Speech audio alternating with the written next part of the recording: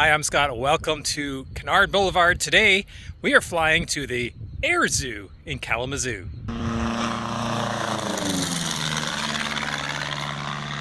The Air Zoo is in Kalamazoo, Michigan. It is a fantastic museum with a lot of really rare and interesting aircraft.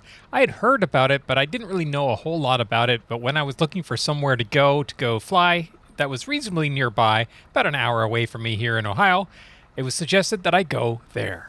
All right.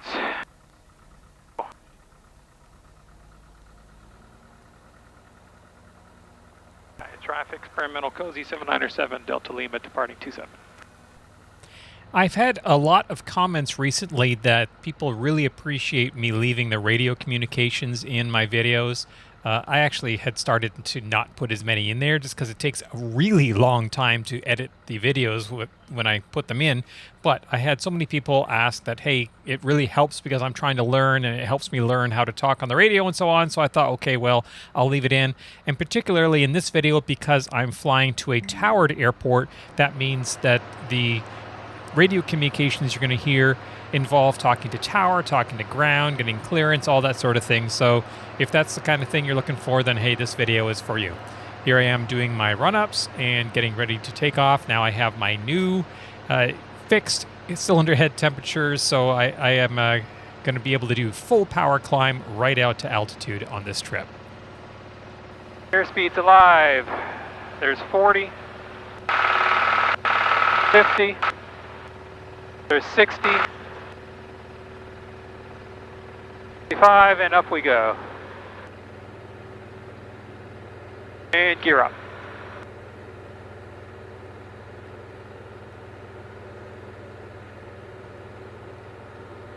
And VX.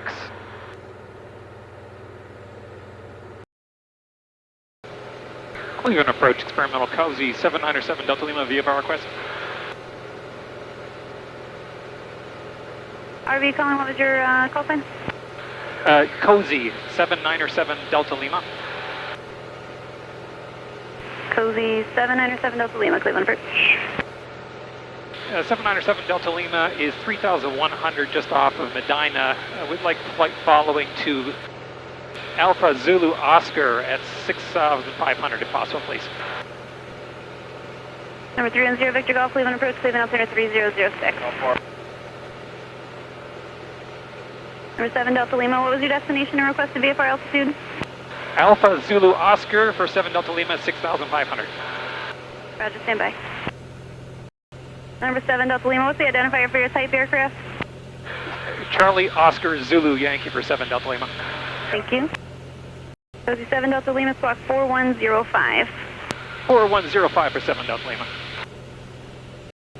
Number 7 Delta Lima, radar contact 10 miles west of Medina Airport, Cleveland altimeter 3006. 3006, 7 Delta Lima.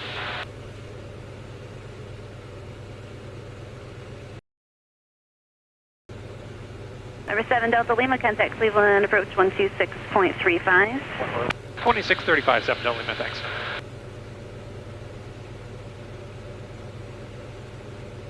Cleveland approach 7644 Golf is with you. 7644 Golf, Cleveland approach, Mansell number 3008. 3008, 744 Golf. Cleveland approach 797 Delta Lima with you, 3,000 VFR. 797 Delta Lima, Cleveland, approach Mansell altimeter 3008, climb and maintain 6,500. 3008 and up to 6,500, 7 Delta Lima. Number 44 Golf, targets appear likely to merge, climb and maintain 2,500. Unable to comply, I've got clouds. Number 44 Golf, turn right immediately. Immediately right. So as you heard, the controller cleared me up to 6,500. However, I'm still underneath the Bravo, and the shelf of the Bravo is 5,000. That beep just was to let me know that, hey, you're about to enter the Bravo, just to make sure you know. And I realized I have not been cleared into the Bravo. Hey, I'm about to bust the Bravo, so I grab the stick and shove it over, disconnect the autopilot. Thankfully, I managed to stop the climb at 4,800 feet, so I was 200 feet below the bottom of the Bravo shelf, so I didn't bust it. Cleveland approach 797 Delta Lima. We're climbing to 6,500, but we are below the shelf, have not been cleared into the Bravo. 7 Delta Lima, cleared to Bravo airspace. 7 Delta Lima cleared in the Bravo. Charlie Foxtrot, Charlie Golf Golf, squawk 4607. Whoa, I'm glad I caught that. Now, technically, that was the controller's fault. He cleared me to climb to 6,500 when that would put me in the Bravo, but I'm the one that would get violated, so I'm glad I caught it. 797 Delta Lima, contact Toledo, approach 134.35. 3435 for 7 Delta Lima, thanks.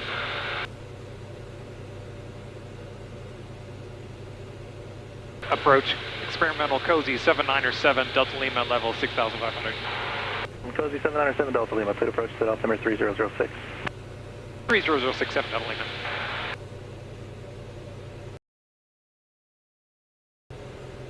Number 88 Papa, traffic 12 o'clock, 4 miles northwestbound is Cozy aircraft. 88 Papa looking. 7 Delta Lima, traffic 9 o'clock, 4 miles southeastbound, Columbia at 7,200 feet. 7 Delta Lima is looking. 7 Delta Lima has the traffic. 7 Delta Lima, roger. Having flight following the controllers tell you about potentially conflicting traffic is really great, even if you have it on your ADS-B, as I do. Just another set of eyes that's looking out for you. It lets you know, hey, there's traffic that possibly could be conflicting. Now I'm getting close to Kalamazoo, so I'm going to pull up the Kalamazoo AWOS to hear about the weather. Kalamazoo Battle Creek International Airport, information echo 1553 Zulu, weather observation. Wind 1805, visibility 10, sky condition clear below 12,000. Temperatures 26, 2.17, altimeter 3006. Landing and departing runway 17, expect visual approach. Notice air emissions, runway 17, runway and identifier license serviceable. Austin located out of marker, NDB unserviceable. Wind Kona Bravo 2 unserviceable. X-way Foxtrot closed. 9 Delta, 7 Delta Lima, contact, enter left base for runway 17. There was an air show at Battle Creek right next to Kalamazoo, so I did have to make sure that I stayed clear of that TFR. Now I'm getting close, so the controller is going to hand me off to the tower. Cozy 7 Delta Lima, contact Kalamazoo Tower 118.3, have a good day. 183 over tower, thanks for your help. Kalamazoo Tower, experimental Cozy 797 Delta Lima is 7 southwest, or southeast rather, inbound landing KZO with echo. November 797 Delta Lima, Kalamazoo Tower, runway 17, clear to land, safe parking. Clear to land 7 Delta Lima. We'll be going to the Air Zoo, so I don't know where you want me to park for that. Roger. Alright, so now we're at pattern altitude, speed back, autopilot off. Tower has cleared me to land with no special instructions, so I execute a normal traffic pattern. If I was in a position coming in where I could land straight in and they cleared me for a straight in approach, then I could do that, but in this case I do a regular traffic pattern. Alright, midfield downwind, gear down. Gear coming down. Alright, power back, speed back. Turn in base.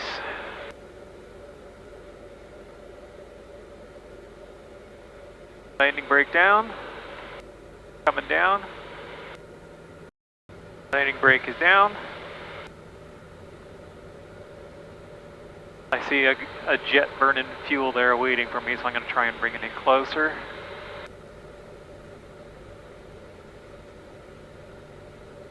$500. And as is normal on a hot summer's day, it gets gusty and tosses you around a bit when you get close to the ground. There's a good speed, good power. A little gust pushing me up. So let's pull the power out. Rudder's out.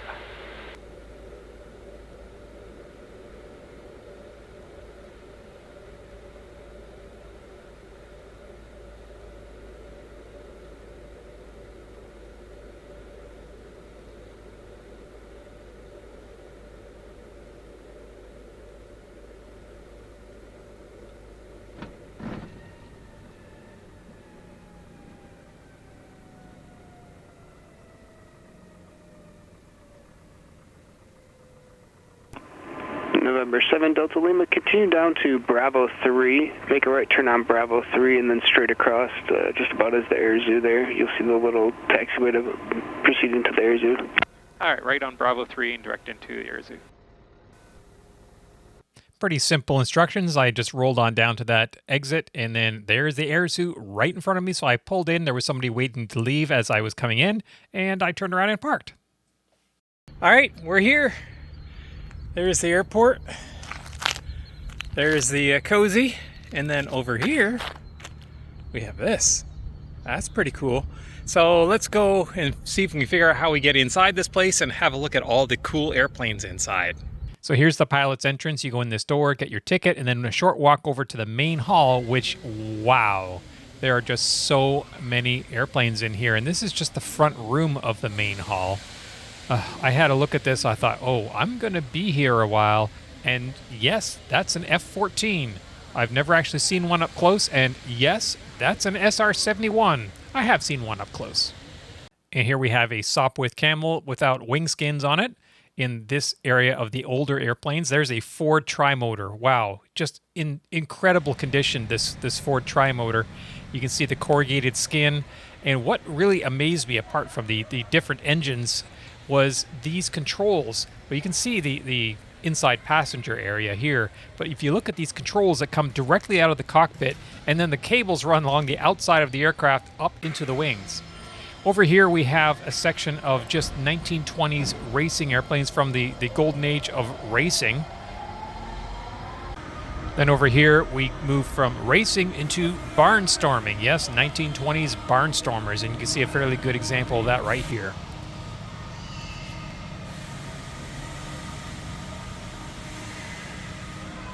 A wonderful B-25 Mitchell in just pristine condition. Just a beautiful airplane. I love the huge engines and cowls on this. And of course, the waist gunner. A very unique airplane, the P-39 Air Cobra. Yes, that's a cannon coming through the front propeller shaft, and the engine sits behind the cockpit. You can see the exhaust stacks from the engine with the air intake on top of it. This is the only surviving Kurt Wrightis XP-55 Ascender left in the entire world. This is it. They made 3 of them. 2 of them crashed. This is the only surviving one. I've never seen this up close. This is a true Canard. It is a World War II Canard. It was extremely hard to control. The technology and the design was just not there yet. They just crashed a lot, obviously. And you can see that this one actually does have a little bit of damage on the left outboard wing, unfortunately. But this is amazing to see this airplane. I had no idea that this airplane was even here. I knew there was only one left in the world, and here it is. You can see the difference between the damaged side here, and then of course the other side of the main wing, which you can see here. There's the outboard aileron and an inboard aileron with a trim tab. Just an amazing airplane. Then the P-47 Thunderbolt with the massive cowl around that huge radial engine and bristling with machine guns on the wings. And here is an AH-1 Cobra. No missiles or anything on the weapons pods, but wow, what a machine. And yes, you can walk right up and touch these if you want. I had a look inside the cockpit. You can see the pilot and the weapons officer seats. You can see the sight there. And if I step back, you could then see the business end of the Cobra. And this is a view that if you saw, was probably the last thing you were ever going to see. An F-14. I mean, you have to love the F-14. Although it's totally outclassed by modern fighters, at the time, this was the king of fighters, at least naval fighters. Just an amazing aircraft. It's very heavy. But the technology behind the swing wings is just an amazing airplane. And look at the size of that rotary automatic cannon. Wow. They did have an engine next to the aircraft, so you could get a look at that as well. Here we have a unique airplane, the Vought Crusader, the last fighter armed with only guns, and it had that bizarre variable incidence wing that it could lift up and change the angle of incidence on the wing relative to the fuselage. And then we have the SR-71B, which is the NASA dual cockpit version of this aircraft. I walked in, I couldn't believe that they had this here. I've never seen an SR-71B with the dual cockpits. I've seen an original SR-71 up close at Warner Robins Museum in Georgia, but never anything like this. And yes, when I say up close, I mean up close. You can reach up and touch an SR-71, which I don't think I've ever done before. So there you go. I'm touching the titanium skin of the SR-71. It's very strong, as you would expect. Here is the start card of the SR-71. It has two Chevy 350 engines in there, which combined provided enough power to start the SR-71's engines. And speaking of engines, here is the SR-71's engine. You can see the afterburner end in here. Just massive, massive engine. This is what propelled this airplane to over Mach 2.3. I don't know how, it's classified how fast this thing still actually goes, but there you go. This is what the engine of an SR-71 looks like. A lot of pipes and hoses and just a magnificent piece of engineering. You can see the refueling port on the top there, and then the two cockpits. The second cockpit really looks like it was just tacked on there as an afterthought, which it probably was. And there's an ejection handle in there. I don't think I'd want to eject out of an SR-71. And I noticed over on the back wall they had these simulators, and they were moving around, and you can go and take rides in these simulators, and you actually fly them, and they have 360 degrees of motion in 2 axes. So you can completely flip them, you can do rolls, you can do loops, and you will be upside down inside the simulator. They don't feel real like an Airbus or a Boeing simulator, which I have flown. Those you are convinced you're in an airplane, but this you can tell you're not.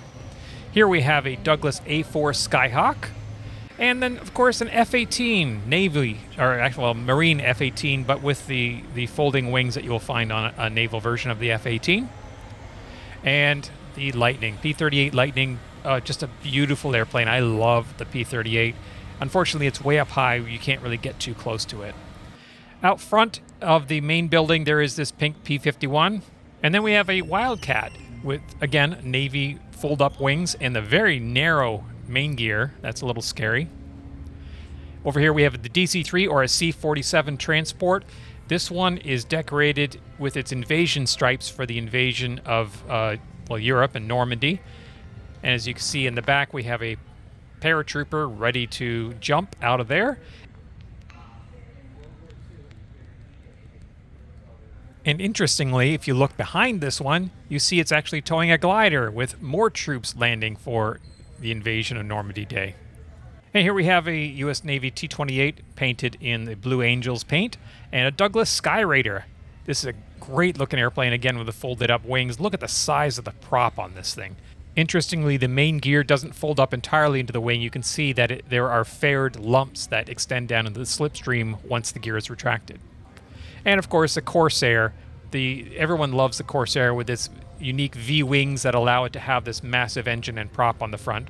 Here we have a Dauntless dive bomber with the rear gunner to prevent being hit from behind while doing a dive bomb run. Here's a very unique Piasecki Hup retriever helicopter for search and rescue off a naval craft. And inside the space area, they have a Gemini trainer. You can see this is where they would sit in for hours and hours to do training for the Gemini missions. They have quite a few rocket engines of all different sizes here. I thought that was really kind of interesting that they did have these engines just sitting out that you could look at, touch, and examine close up. And as, like I said, all sizes, they kept getting bigger and bigger and bigger. One of my favorite ones was the V2 rocket. They had a sample scale V2 rocket, but then they had the actual thrust chamber from a V2 rocket standing right next to it there. And this is pretty much the precursor to today's cruise missiles. Now, walking back from the main building to the restoration building where you park your plane, they have other aircraft like the F-4 Phantom, one of my favorite airplanes. They have this very odd-looking and somewhat rough-looking Grumman OV-1 Observer. Hey, they have this old Learjet sitting outside, and a V-3 Viking. You don't see many of those anymore. And a B-57, although I think this is the reconnaissance version. I don't think this is the bomber. Inside, they had this picture of a torn-up A-10 that was hit by a SAM missile and actually flew back, and this is the nacelle where the missile hit. They do have a cockpit here. You can climb in and get in around. I don't know what cockpit this is. I thought it was an F4, but I don't think the F4 has speed tapes and altitude tapes in it, so I'm not quite sure what this is from. But if you want to climb in there and work all the buttons and switches, you are welcome to do so. I saw quite a few people actually do this. They do have a lot of engines in here, like this amazing R4360 Wasp, this Pratt & Whitney, a 28-cylinder engine. This was used on the Stratofortress. Massive engine with a turbocharger, supercharger on the back as well. Here's an airplane with demonstrating the refueling probe and basket used for air-to-air refueling, and the F-104 Starfighter. I just love this airplane. It's called the Missile with a Man in it. Look at the wings. It's just tiny little razor-sharp wings with massive wing loading and glide ratio of a brick. Here's the refueling probe and the Gatling cannon here, and you can also see the feed where the cartridges are fed into the cannon as it's firing. Now here's something you aren't going to see many places, an actual F-117 stealth fighter. Now, when this airplane arrived at the museum, it was stripped down because there are many parts on this that are still classified today. So when the museum received this, they had to rebuild a lot of it. So things like leading edges, and there's a lot of this airplane that is not original, but it looks great. It looks original. You can see the laser-guided bombs, the engine outlets exit on the top of the aircraft to shield the heat signature from the ground. This was a surprise. The very first Cirrus, the Cirrus VK30, a pusher prop. This is before the SR-20 and the SR-22. It was a dismal failure. And then next to it, we have a very easy, an actual Rutan, very easy. There was quite a few people here looking at this airplane, and I talked to them about it and how it worked. And I said, well, if you look outside, you'll see mine that looks a lot like it, and it's parked exactly the same way right outside as you exit the museum. A lot of interest in this airplane from people. They just have never seen anything like it before, which was interesting.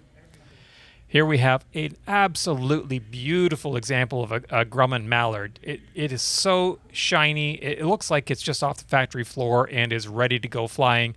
Of course, it has a bucket to catch the leaking radial engines. Here we have a MiG-15. And then right next to the MiG-15, we have the F-86 Sabre, which, of course, these two aircraft were each other's nemesis during the Cold War.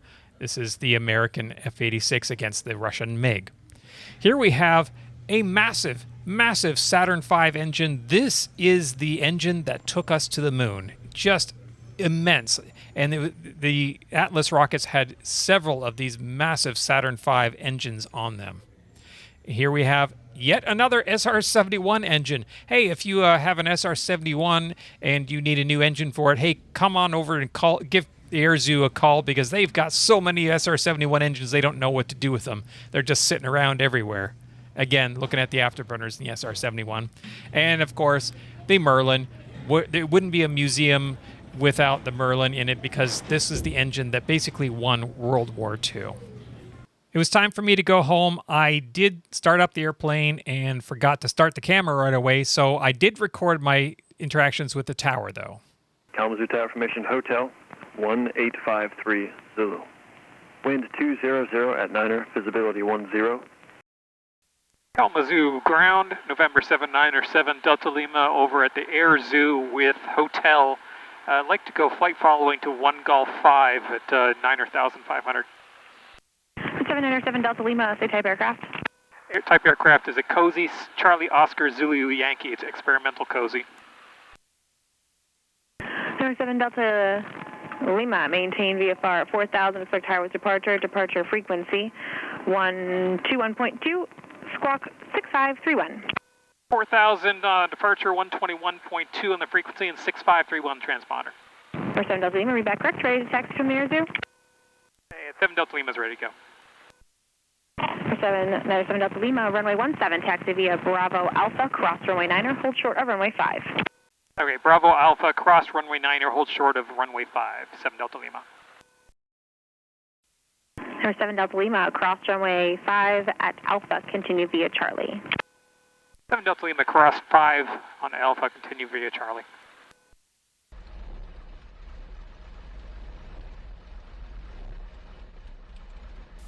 And tower 797 Delta Lima is ready to go, 17.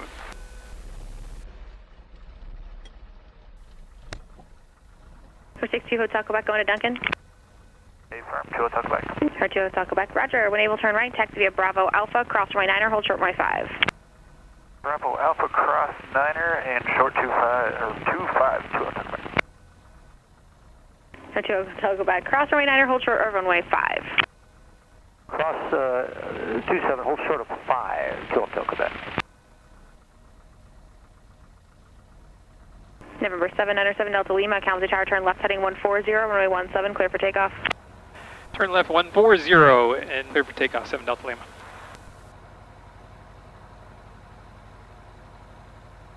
Gas undercarriage, which is fullest.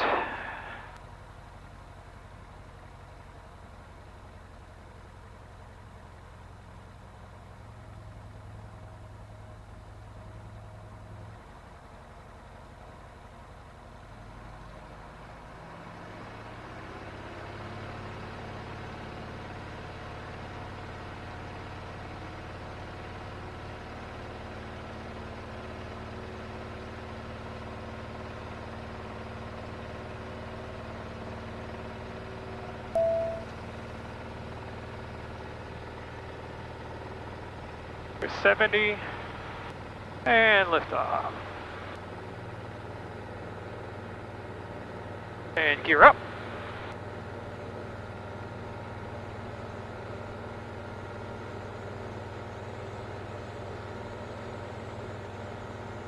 Good to Hotel Quebec, cross to runway 523 at Alpha, continue via Charlie. Cross 5 and continue via Charlie, 2 Hotel Quebec. Cozy 7 Delta Lima, contact departure. Over to departure, 7 Delta Lima, thanks.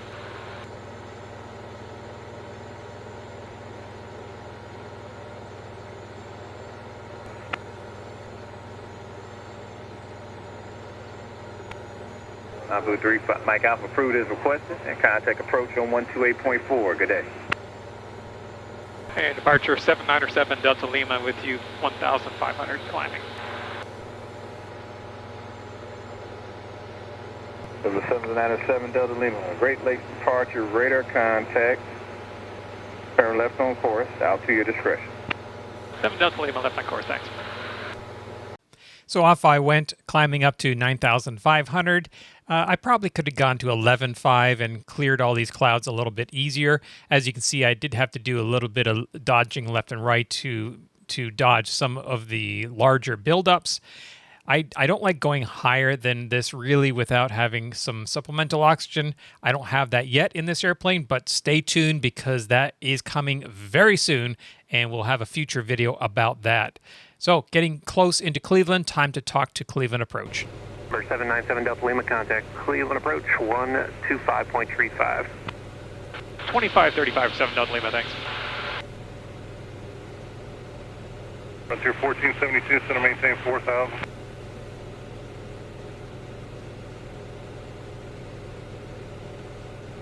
Approach 797 Delta Lima, 5,500. 797 Delta Lima, Cleveland Approach, altimeter 3006, you're cleared through the Cleveland Bravo airspace. 3006, 7 Delta Lima, and cleared through the class Bravo. That's nice of him. I was still inside the Bravo, so I didn't cancel. I just let him cancel me once I get close to my airport. Number 7 Delta Lima, radar service terminated, squawk VFR, good day. Squawk VFR, thanks for your help, 7 Delta Lima. We got 4388, descend and maintain 3,000. Medina traffic, experimental Cozy, 797 Delta Lima, 10 to the west, will be inbound landing 27 Medina.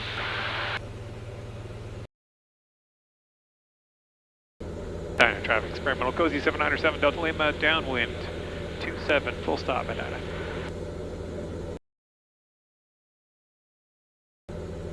Alright, midfield downwind, gear down. Gear coming down, boost pump on. Is fullest tank. Gears down. Down in traffic, Skyhawk 972 is crossing 19er, Medina. Medina traffic, experimental Cozy, 797 Delta Lima, left base 27, full stop Medina. Alright, speed back landing breakdown. I have been trying to do closer in, steeper approaches in this airplane just for safety's sake, and it's still not quite there. Landing brakes down. It's going to take a little more practice before I get my speeds down, but it's definitely doable in this airplane. Traffic experimental Cozy 797 Delta Lima final 27 full stop Medina.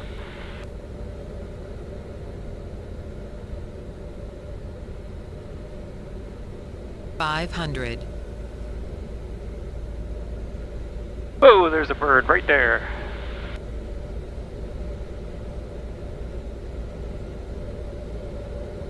A little bit of a crab there.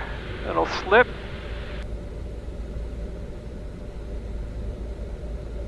We are way high, way fast. See what we can do about that. Got both rudders out.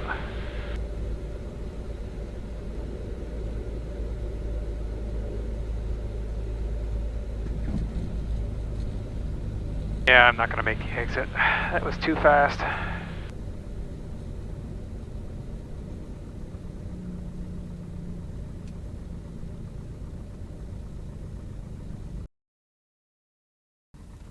Seven Delta Lima. We're going to have to back taxi 27, but we'll sit down here at the end and let you get off there, Skyhawk. Alrighty, thank you. We got to run up over here anyways, but thank you. All right, never mind then. I'll back taxi. 797 Delta Lima, back taxiing 27. I really enjoyed my visit to the Air Zoo at Kalamazoo, Michigan. It is a private museum. It is funded by your entrance fee, which is only about $20 for adults, which is very reasonable for this museum. The airplanes are in amazing shape. The selection of airplanes is incredible. They trade airplanes with the Smithsonian, and they are continually acquiring and restoring more and more airplanes all the time. So if you go, you may not be seeing the same airplanes as I just saw. I hope you liked this video. If you did, please click like, subscribe to the channel. Hey, we just hit 5,000 subscribers. I really appreciate that. And if you have any comments or questions, leave them in the comment section below. I really appreciate when you do subscribe to the channel, so please do so now. It helps me out with a few dollars, which I put directly into the fuel tank of the airplane like you see me about to do here, and that means more videos for all of us. Thanks for watching.